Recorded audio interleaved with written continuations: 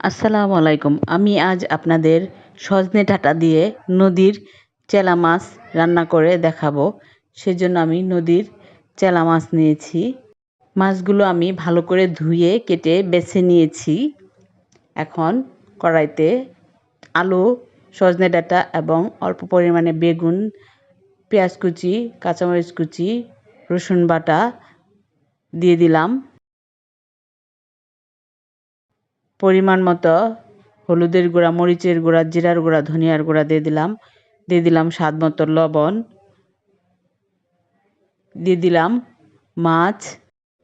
এখন সবগুলো একত্রে তেল দিয়ে ভালো করে মাখিয়ে নিব। এই মাছটা মাখিয়ে রান্না করলে খুব মজা লাগে। ছোটবেলায় দেখতাম আমার আব্বা বাজার থেকে এই মাছ নিয়ে আসতো। আমার বড় ফুফু তো আমাদের বাড়িতে এসেই বলতো আমার আব্বাকে যে শরীফপুর বাজার থেকে ছোট মাছ নিয়ে আসো, নদীর এই চেলা মাছগুলো। এখন আর সেই সময়ের মতো এই মাছগুলো ঘ্রাণ নেই, তবুও কি আর করা, খেতেই হবে।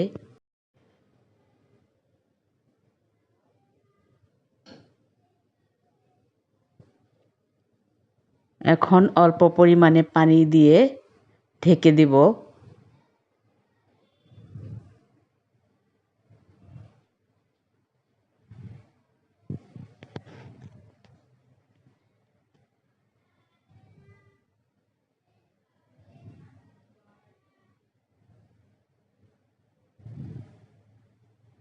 বলক উঠে এসেছে।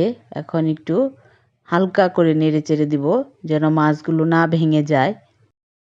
এভাবে এই মাছটা রান্না করলে অনেক অনেক বেশি মজা লাগে।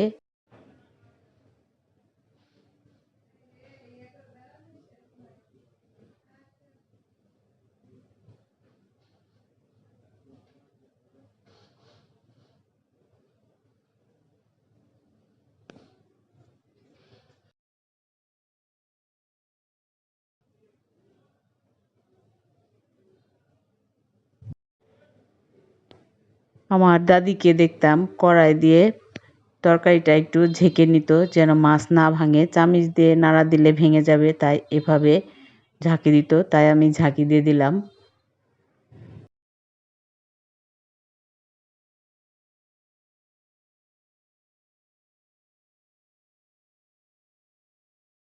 হয়ে গেছে।